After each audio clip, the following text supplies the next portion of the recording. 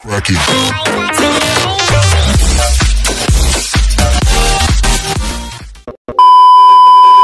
What's up? What's up? What's up? Hello, hello, hello mga guys. Dito tayo ngayon sa housing ni Sads Town Housing dito sa Damam. Kasi yung supervisor namin na Saudi, kumuha siya ng isang block dito or isang bahay. So dito kami, pakita ko sa inyo. Dati nakapunta na ako rito pero hindi pa to siya tapos. Pero hanggang ngayon hindi pa rin tapos kasi parang na tigil ang pagtrabaho at saka nung mga time nung tig-init dito.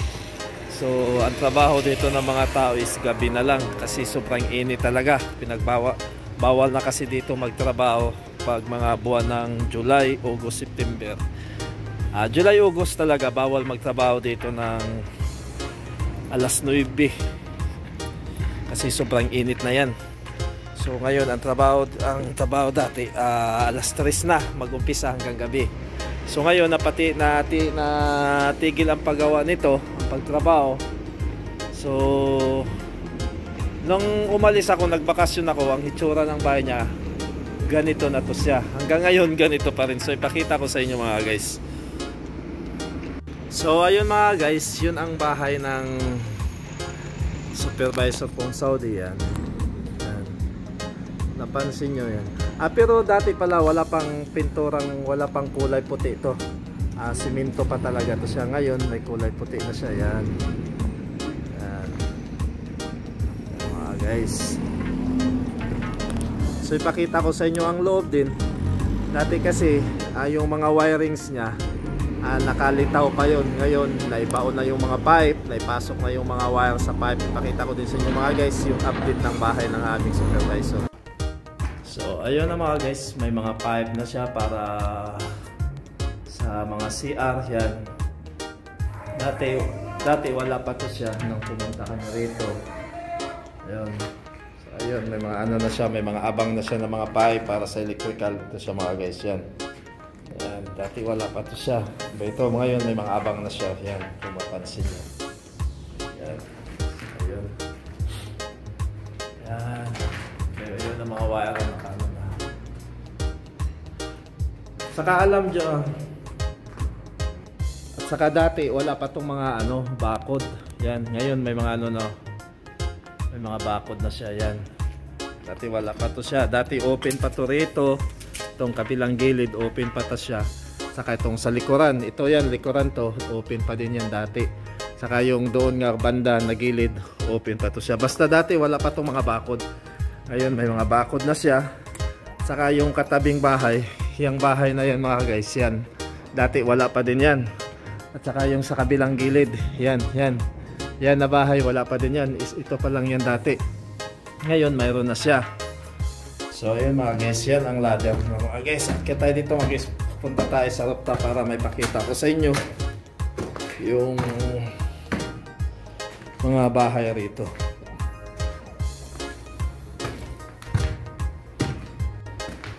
So punta tayo ng rooftop mga guys para may pakita ko sa inyo ang mga bahay rito. Dito na tayo sa rooftop mga guys.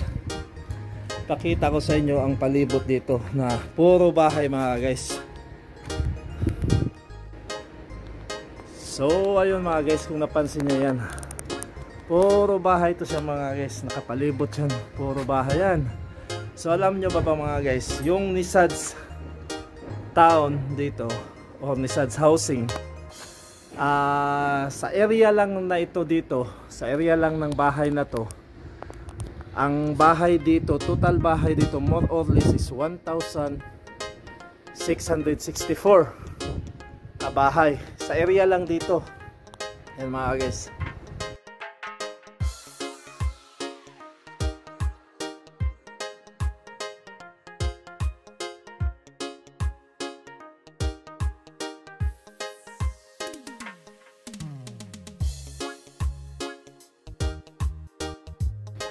Alam nyo ba mga guys, ang bahay dito dati, ang nailagay ko dati sa pamagat ng content ko is ako'y nabighani. Dahil alam nyo ba mga guys, Ngayon lang din ako nakakita ng bahay dito na parang puzzle, pinagdugtong-dugtong lang siya. Kasi ano dito, itong mga bahay na to, mga precast to siya. So nakasimbol na lahat yung mga wall. So ipatong mo na lang siya, So kaya ako ay nagtaka dati nang pumunta ko rito, nang nakita ko. Inasimbol lang nila to siya, pati ladder. Pati yung mga hagdanan dito, inasimbol lang din to, pinagpatong-patong. Pakita ko sa inyo mga guys. Ayun, kung napansin nyo yan, yung parang bitak na yan, yan. Pinatong lang yan. Ito siya, ladder na yan, yan. Ladder. Yan, dyan ang dulo niya, yan. Yan, pinatong siya. So ito siya, ladder din to siya. Yan, ito ladder dito, papuntang taas yan. Yan. Ganito yung bahay dito. Tinatawag ito siya nga precast. So kung makita nyo lang dito na may hollow blocks, dito na lang yan sa loob yung hollow blocks. Mga division na lang to ng CR. Yan, hollow blocks na ang gamit nila. Pero ang kabuuan talaga nito ng bahay, yan, kung makita nyo to, itong mga wall na to, yan, itong mga wall na to, precast to siya mga guys. Yan, kung nakita nyo yan, yung parang bitak. Yan, ito siya, yan. Simula dito nga bitak, papunta tayo doon. Yan, isang block yan nga pinatong. So yun, nakita nyo na mga guys. Yun, dati nang pumunta ko talaga rito, parang nagtaka ako bakit ganyan ang bahay, pinapatong-patong lang. Kasi dito sa Saudi walang lindol. Ano sa kanila, advantage sa kanila ang ganitong klaseng housing, ganitong paggawa ng bahay na precast na patong-patong lang siya. Kasi dito wala namang lindol.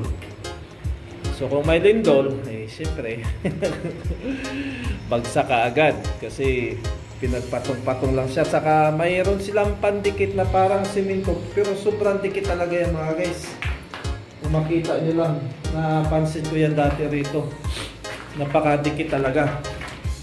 At saka alam nyo ba mga guys, itong Nisads Town dito, isa ito sa pinakamalaking kumpanya dito sa buong Saudi Arabia. Ito siyang Nisads Town Housing. Saka itong lupa dito nga tinatayuan nila ng bahay ay sa gobyerno. Saka kaya napakamura ng mga bahay rito nila kasi ang lupa nga pinatayuan ng bahay ng Nisads Town ay sa gobyerno. So kaya napakamura, sabi ng supervisor kong Saudi. Kaya dito siya kumuha kasi murang-mura lang daw. So ayun na mga guys, nakita ko na may malaking pagbabago na dito sa bahay ng aming supervisor kasi inumpisahan na yung electrical sa taas at saka yung piping sa mga tubig tapos na, saka may bakod na din siya. Dati kasi wala pa tong bakod, ngayon may bakod na, kunti na lang to. Nagbago lang ang rules daw dito kaya hindi pa natapos yung bahay niya kasi dati ang mga tao palipat-lipat, ngayon ang trabaho ng mga tao tapusin muna ang isang block bago lumipat. So ngayon naiwanan yung sa kanya dahil may block na tinapos, ang sa kanya hindi natapos. So mga guys, ay pakita ko din sa inyo ang labas dito. So ayun mga guys, yun ang labas. Ito yung kalsada. Yan o, ginawa pa yung mga drainage na to, ginawa pa nila. So yan. Yan, dati hindi pa to anong kalsada dito. Ngayon napakagulo na. So, malaking pagbabago na dito. Kasi dito. So, ayun mga guys, pakita ko sa inyo. Yan. Ito na yung kalsada rito. Yan. Naayos na nila yung mga drainage. Kung napansin nyo yung mga buhangin na nasa gilid-gilid. Ano na yan, yung mga pinaghukayan nila para ginagawa nilang drainage. So, ayun. So, napakamura lang to dito na housing mga guys. Kasi yung lupa dito is sa gobyerno. So tinayuan ng isang kumpanyang pinakamalaki dito sa Saudi Arabia, yung Nisads Town. Yun ang pinakamalaking housing company dito sa Saudi Arabia. So yan mga guys, yan napansin nyo yan. Daming ano ngayon dito sa labas, kalat-kalat dahil inumpisahan na nilang labas yung kalsada. Yan, napansin nyo yung mga bahay na yan.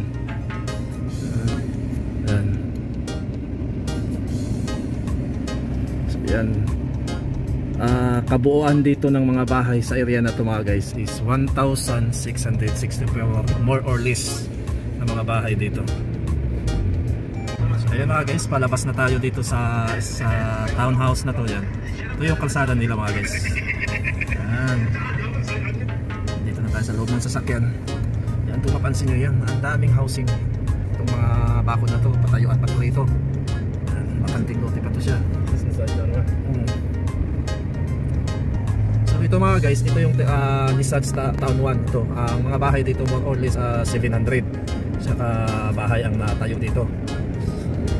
So yung sa supervisor kong Saudi, Nissan's Town number 2, yun siya. Ang mga bahay doon more or less. So ang bahay doon sa Nissan's Town 2 na nagawa doon is more or less 1,664. Ikot na tayo. Yan mga guys, yan ang mga bahay rito mga guys. So ang tinatawag to siyang ang tawag dito sa townhouse na to is Nissan's. So ang may-ari nito is isang pinakamalaking kumpanya sa Saudi, yung Rital housing company. Yan ang Rital. So ang lupang tinatayuan nila dito is sa gobyerno. Ayan, napakamura dito ng mga bahay mga guys.